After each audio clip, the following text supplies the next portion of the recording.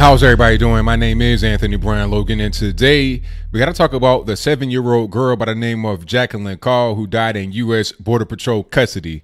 Now, this story has been everywhere. It's been all over the internets, all over television, all over newspapers, and a narrative is being spun here. A lot of facts are being omitted. A lot of important details are just not being told to the American public. I'm going to give you the story in its full context, without all the crazy narrative being put on top of it, just pure facts from a logical, common sense perspective. First things first, the girl, Jacqueline Call, 7 years old, was traveling with her father in the group of 163 other migrants. They came to a point of entry in Antelope, Wells, New Mexico. The father and the little girl came from Guatemala, 2,000 miles away. And to give you a visual of how that looks, I'll place a map on the screen before you of where the little girl came from and where her and the father wound up. Now, the girl has a mother and 3 other siblings that are still back in Guatemala. Now, why aren't they in this big group of almost 200 people? I think because the goal was to have the father come with this little girl who can't be abandoned, go to the border, get into the country, and then bring the mother and the 3 other kids along with them in chain migration. That is what I think was going on, but I don't know, so I digress. My whole point is that they came from Guatemala to come to the point of entry with this big group. Now, this is where things get really hairy. This whole story happened. It starts on December the 6th, right around 9:15 p.m. The whole group goes to the Border Patrol agents at the point of entry and surrenders. There is a bus in Lordsburg, New Mexico, that's going to come down to take them from that point of entry up to the Border Patrol Station to get them processed or whatever the case may be. If they're from Mexico, they'll get sent right back home immediately. If they're not, then other concessions may be made. I'm not quite sure what it's going to be. By the time the bus gets there, the first bus that is right around 12:18 a.m. because, you have to call for the bus. It has to come down. It's about an hour and a half away. So 12:18 a.m., the first bus comes. 50 unaccompanied kids that have no father, no mother, no nothing are boarded onto the bus first. Now, I imagine this is not some kind of gigantic, Airbus. We're talking about like a school bus. So you can't have almost 200 people on the bus. So you got to come in waves with one bus. So the first bus comes, it goes back, gets all the kids processed, settled or whatever, and then it comes back by about 5 a.m. At this point, the father and the little girl are being loaded onto the bus. At this point, and at this point only, the father informs the Border Patrol agents that his daughter is sick. To back up a little bit, once they first get there, right around 9:15 p.m., the Border Patrol agents are interviewing everybody and saying, hey, are you sick? Do you need medical care? The father signs a form that says he is okay and so is his daughter. So they were asked immediately if they needed any kind of medical attention. Also, when they first came to the point of entry, they had access to food, to water, and to restrooms. So when people are saying, oh, well, they weren't fed, they weren't given any kind of food, water, or no, all that was provided for them at the point of entry, but they needed to go to the Border Patrol Station to get further processed and then next steps after that. So 5 a.m., the daughter is sick. So the Border Patrol agents on the bus inform the people up at the Border Patrol Station, which is about an hour and a half away, that we're going to need a medic on site once we get there. Now, once they get there, the girl is treated immediately, but they're realizing that they're going to need more. So they call an ambulance. The ambulance treats her. They say, hey, we're going to need more.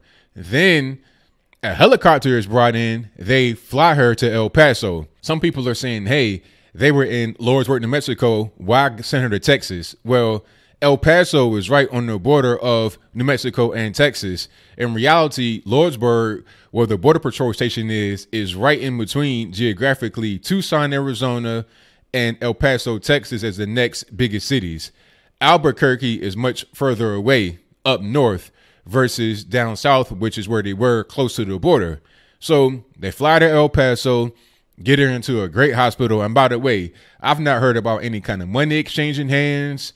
These are people that are here illegally. They're not citizens, but that's a different story. So I digress. They get her to El Paso, get her right into the treatment. They send her to the ICU, pediatric care. She has liver failure, and eventually, unfortunately, she passes away due to sepsis and shock.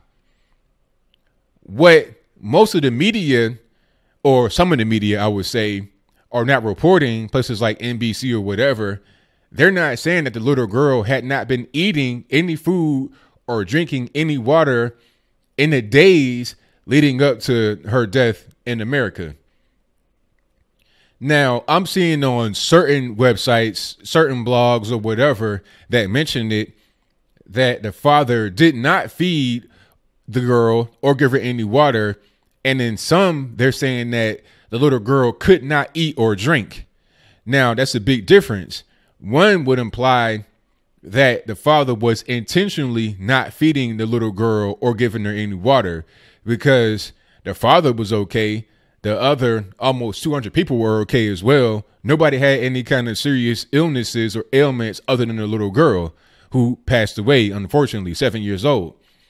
If she could not drink any water or eat any food, that means that she was sick long before she got to the border. So maybe, just maybe, you stop in Mexico and try to get some treatment, or go back to Guatemala.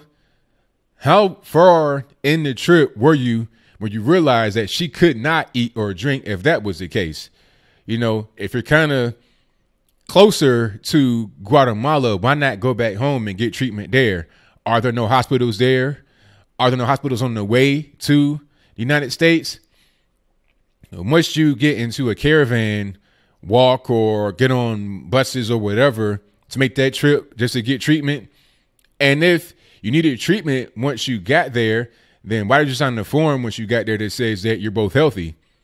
If your little girl could not eat or drink, that means she was not healthy.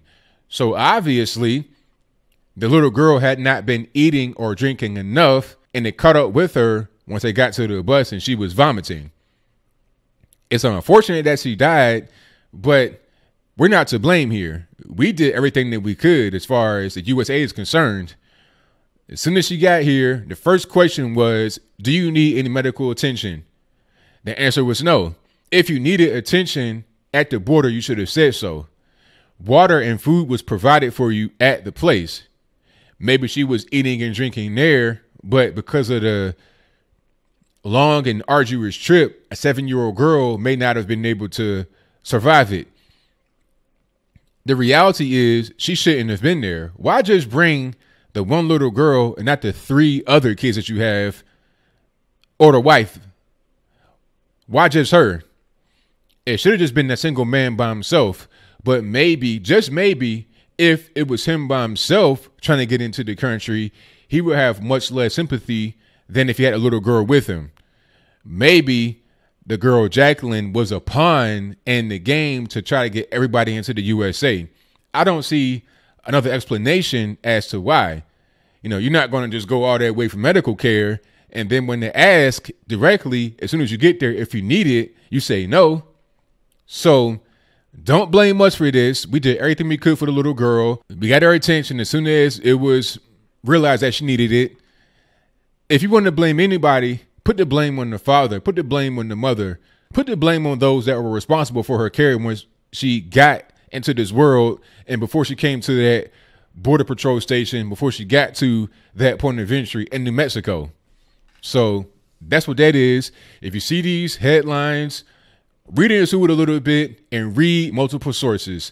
I found some sources on CNN surprisingly, that were better than NBC. NBC totally neglected on their segment that she had not been eating any food or drinking any water in the days leading up to it, which probably caused the sepsis and liver failure. So that's pretty much all I got. So what say you? Do you think that the father is to blame for his daughter's death? Do you think that we're to blame as far as the USA is concerned? If we're to blame, how can that be so? We got her attention immediately upon knowing that she needed it. The first question that was asked is, do you need medical care? They said no. As soon as it was realized that she did need medical care, it was given to her. But the father could have given her food, given her water on the way there.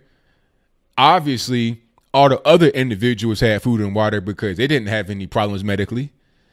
It was food and water once you got to the actual point of entry. What more could have been done?